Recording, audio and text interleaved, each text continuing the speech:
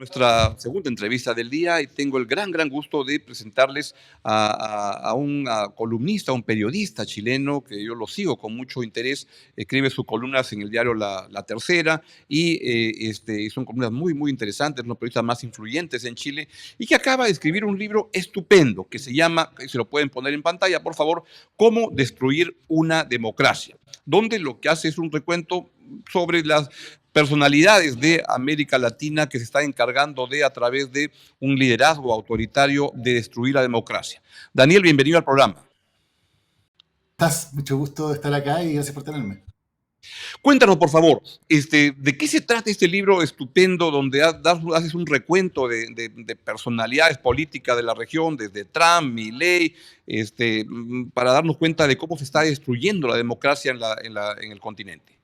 Bueno, este libro es una crónica reporteada en terreno. Yo soy antes que nada periodista, ¿no? Y por lo tanto lo que más me Así gusta es el es. reporteo en terreno, poder ir a todos estos lugares y que parte de constatar en mi reporteo que he podido hacer durante años en distintos lugares de América, los similares que son las agendas, las estrategias de estos líderes autoritarios.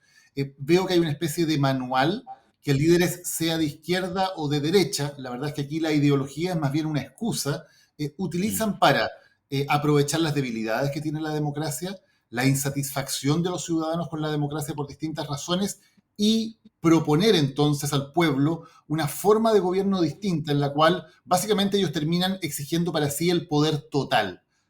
A cambio de eso se solucionan algunos problemas, pueden ser eficaces en algunos momentos, pero el precio que se paga es altísimo, porque finalmente el precio que terminan pagando los ciudadanos es tener que entregar todos sus derechos y que la democracia finalmente se destruya y el poder termine en manos de un solo hombre. Y bien que menciones que la ideología no tiene mucho que ver acá con el ejercicio autoritario, porque los 5 casos, si los puedes contar tú mismo quiénes son gente de diferentes posiciones ideológicas. Claro que sí. Este libro está pensado como una especie de pendiente resbaladiza, ¿no? En que un paso va siguiendo al otro. Entonces, se parte de casos que tal vez están todavía dentro de los estándares democráticos, como Manuel López Obrador en México, que sin embargo va aplicando un tipo de estilo de liderazgo muy autoritario que comienza a corromper las bases de la democracia, de la separación de poderes, etc.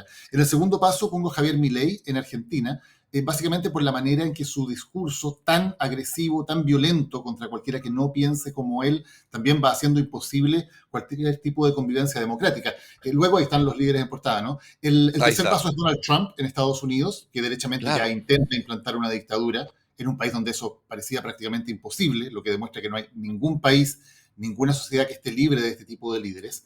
En el cuarto paso, en El Salvador, Nayib Bukele ya Ok. instala una dictadura sin lugar a dudas en que no hay absolutamente ningún límite a su poder total. Y el quinto paso lo represento con Venezuela, donde Nicolás Maduro está convertido en un tirano que ya ni siquiera se molesta en intentar siquiera simular alguno de los elementos de la democracia, sino que sencillamente es un dictador que se sostiene en el poder por medio de la represión contra sus ciudadanos y de la corrupción de la que se benefician los altos mandos militares. Ese es ya el último paso, pero es una cadena en la cual si la ciudadanía, si la sociedad no reacciona a tiempo, es muy fácil identificar cómo paso a paso se va avanzando hasta la destrucción total de la democracia. Yo he tenido oportunidad, creo que el libro todavía no ha llegado a Lima, pero va a llegar ya al Perú, y de Planeta lo ha publicado y Sí. la verdad que yo lo recomiendo muchísimo porque parecería que es algo académico, pero no lo es, porque está escrito por un periodista, entonces tiene la pluma bien puesta para explicarnos y contar esto y es un deleite poder leer el libro, que una manera de entenderlo también puede ser, no es lo que tú quieres, pero es el manual para el perfecto dictador en América Latina. ¿Cuáles son, si puedes otra vez ya explicarlo mejor, los 5 pasos para construir estos autoritarismos en la región? Claro, lo que pasa es que hay elementos que al principio uno puede considerar que no son tan relevantes, ¿no? O que no necesariamente significan la destrucción de la democracia. Un punto fundamental es un autoritarismo muy caudillista, en el cual el líder siempre comienza a presentar a las instituciones, a la separación de poderes, a los derechos ciudadanos como obstáculos, como trampas que impiden que realmente el líder, encabezando a su pueblo, pueda llevar adelante las reformas. Entonces, por ejemplo, Nayib Bukele en El Salvador no parte diciendo yo aquí voy a ser un dictador. Lo Claro. que parte diciendo es aquí hay un problema que efectivamente es real, por cierto, muy grave, de violencia, de inseguridad, y dice, para solucionar ese problema tengo que tener el poder total y por lo tanto tiene que haber un estado de excepción en que los ciudadanos ya no tengan ningún derecho, en que yo pueda detener arbitrariamente a cualquier persona, que ni jueces ni fiscales puedan oponerse a ello. Y eso, claro, lo utiliza para combatir a las pandillas, a las maras violentas, pero también lo utiliza para silenciar a críticos. También lo Claro, utiliza para arrestar a investigadores. Yo, en El Salvador, cuando reporté hace 2 años, prácticamente toda la gente que me ayudó en ese reporteo hoy día o está en el exilio o está en la cárcel, porque son gente que investigaba los casos de violaciones de derechos humanos, que investigaba los casos de corrupción del entorno presidencial, y bueno, o fueron encarcelados o alcanzaron a huir a tiempo.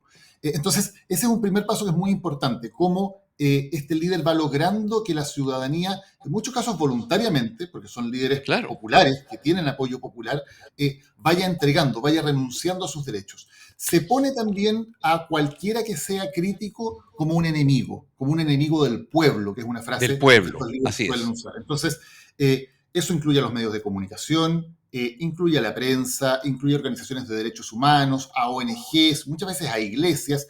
Cualquiera que de alguna manera tenga algún tipo de poder dentro de la sociedad, si no se inclina ante los deseos del líder, comienza a ser hostigado, comienza a ser caratulado como un enemigo.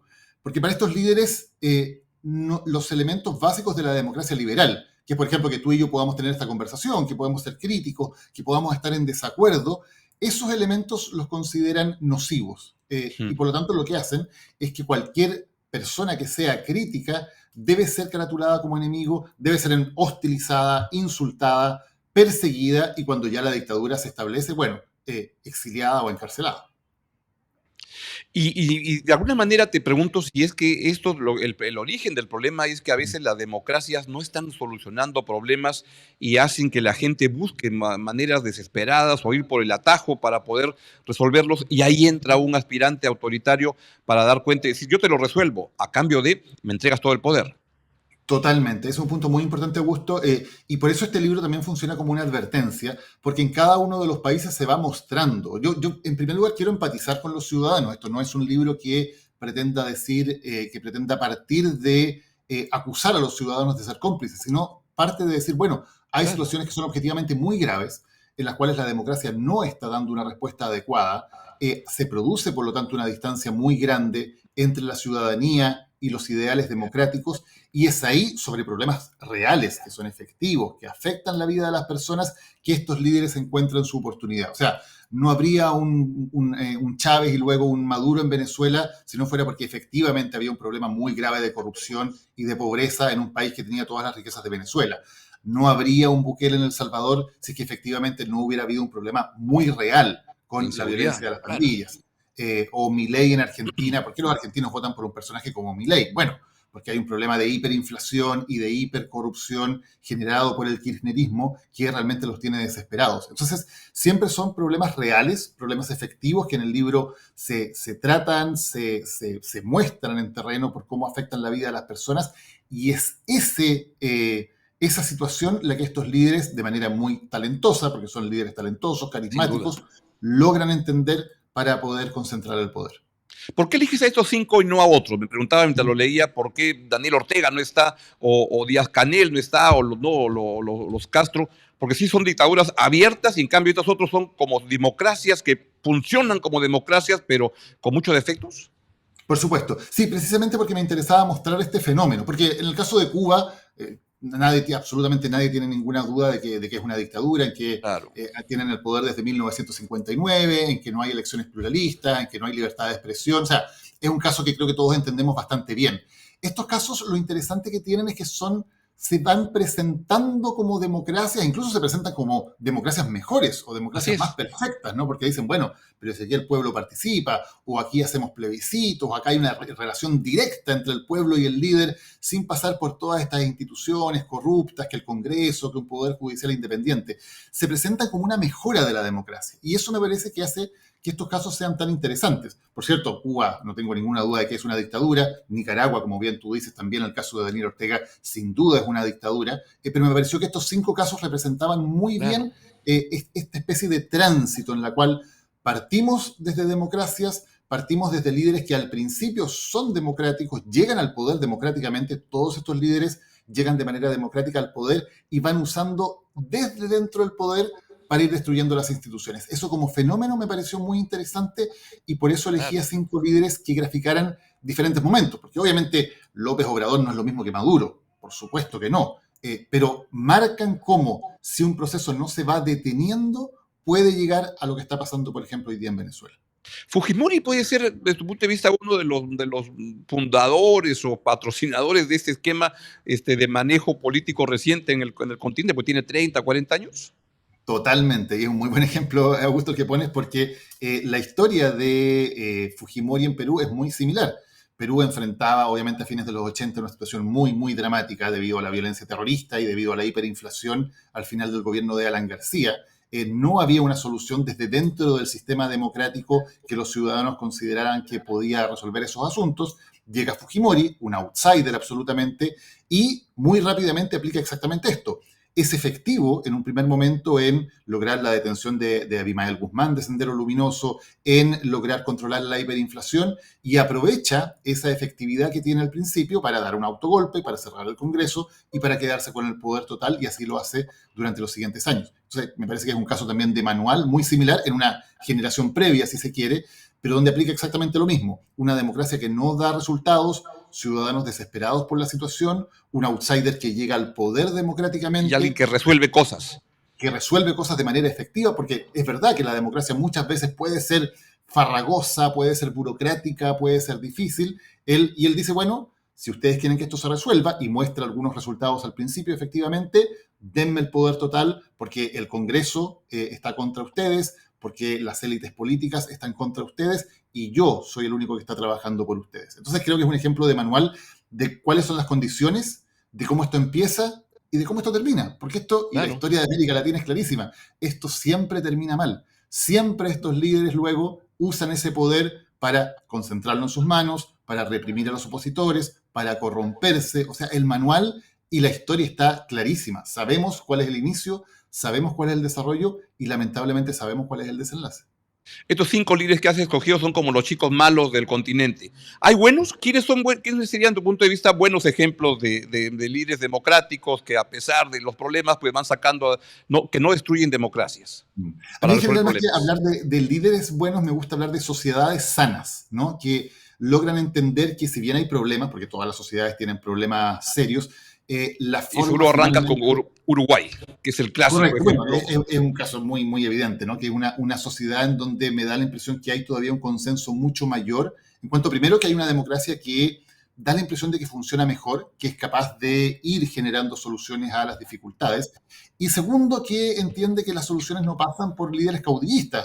Uno podría decir, Uruguay, por ejemplo, un líder como Mujica, muy carismático, ¿no? Muy, muy carismático, con un liderazgo internacional muy, muy reconocido, pero el tipo de liderazgo que Mujica implantó no fue de este tipo. Él no le decía a los uruguayos, miren, yo necesito aquí el poder total, yo necesito reelegirme para poder solucionar los problemas. Entonces, creo que tiene que ver con una cultura política y una cultura democrática que entiende que nunca un hombre es la solución providencial para los problemas. La solución somos todos, todos trabajando en conjunto. Es la única manera en la cual las sociedades que admiramos, que miramos como ejemplos de desarrollo, como ejemplos de paz social, se han consolidado. En los países en que mejor se vive en el mundo, probablemente tú y yo nos va a costar dar con el nombre del líder, no tenemos en Claro. la punta de la lengua el nombre del líder del gobierno en Noruega o en Suecia o de Suiza, que incluso tiene un gobierno colegiado, ¿no? Claro, porque ahí lo que es relevante no es un solo hombre con todo el poder para implantar estas políticas, sino más bien cómo institucionalmente se lleva hasta adelante. Y digo un solo hombre porque, curiosamente, en todos los casos, al menos en todos los casos en América, Son hombres. pues, no mujeres. Es verdad. Y me gusta mucho de tu libro que no hace diferencia entre ideologías de izquierda, derecha, que son formas, actitudes, formas de ver el mundo y que esto puede venir por cualquiera de los lados. Chile, tu país, ¿cómo está en este momento? ¿Cómo encara esta elección que viene ahora en noviembre después del gobierno de Boric? ¿Cómo es tu análisis, que además lo sigues con con gran calidad en tus columnas, que la verdad que las leo con mucho entusiasmo cada domingo en La Tercera? Muchísimas gracias, Augusto. Sí, a ver, yo creo que Chile tiene todavía una casa en orden en cuanto a que los pilares de la democracia liberal están funcionando. Tenemos un gobierno que es limitado, una oposición que puede hacer su trabajo sin mayores problemas, tenemos libertad de expresión, jueces independientes, fiscales independientes. O sea, la casa uno diría que la estructura está en pie. A mí lo que me preocupa es que es una casa que está construida sobre arenas movedizas, sobre un terreno bien inestable, porque también en Chile hay una creciente insatisfacción con los resultados de la democracia. La Así última es. encuesta CEP, que es la encuesta más prestigiosa en el país, dice que apenas el 44% de las personas considera que la democracia siempre es la mejor forma de gobierno. Y hay más de un 50% que dice, o a mí me da lo mismo, o a veces gobiernos autoritarios pueden ser más efectivos.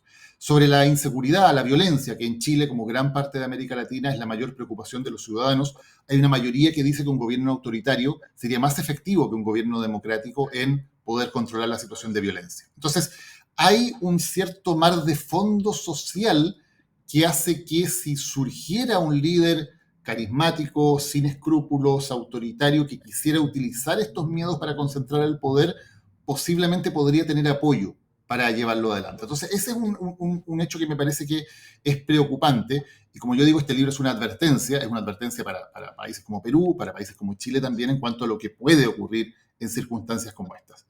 Nosotros tenemos una elección presidencial en noviembre. Así Los es. dos candidatos que aparecen en este momento liderando las encuestas vienen de extremos políticos. De un lado, el favorito para ganar hasta este momento es José Antonio Kast, que es un candidato de derecha radical, que se considera a sí mismo parte de la familia ideológica de Orbán en Hungría o de Bolsonaro en Brasil, que son líderes que, a mi juicio, no son líderes que han fortalecido sus democracias, sino todo lo contrario. Que destruyen Eh, democracia.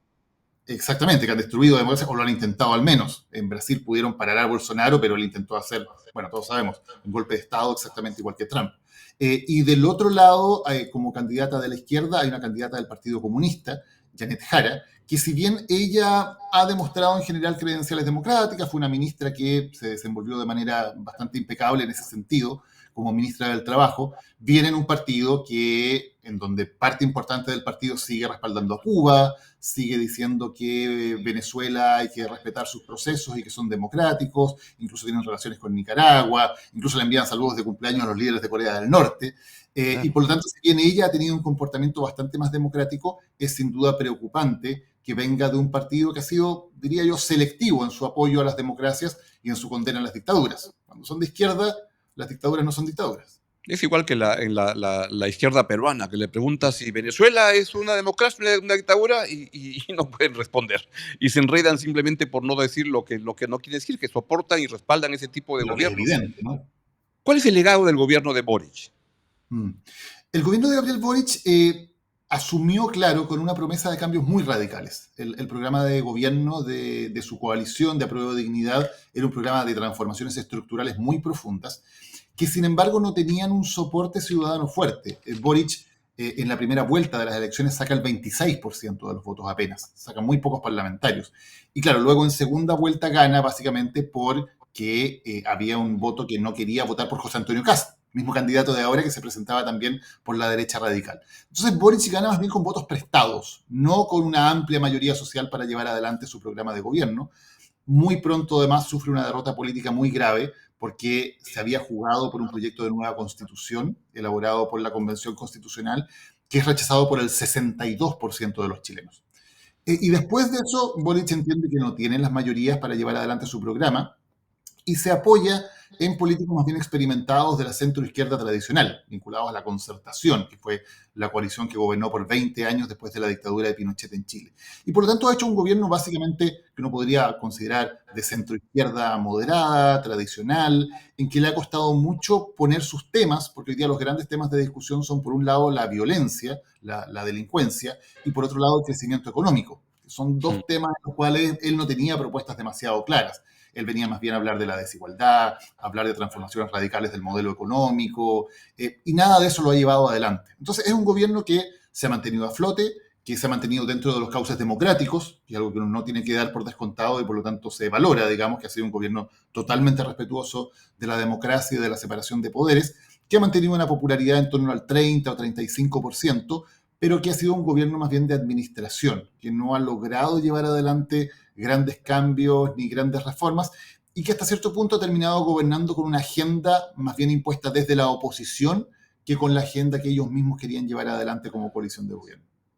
Daniel, te agradezco mucho que estés en el programa, te felicito porque el libro está realmente estupendo, ojalá que Planeta lo traiga pronto al Perú, porque está, y nos enseña muchas de las cosas, está en la línea de estos libros de Levitsky y el que tuyo, está con una mirada más en América Latina de qué es lo que está pasando con las democracias, y ojalá que en Chile tengan una buena elección, que salgan mejor las cosas, y en el Perú la tenemos el próximo año, y que nos salga mejor, porque en el fútbol nos ha ido a los dos mal. En esta clasificación va a Terrible, haber que esperarla horrible, de horror.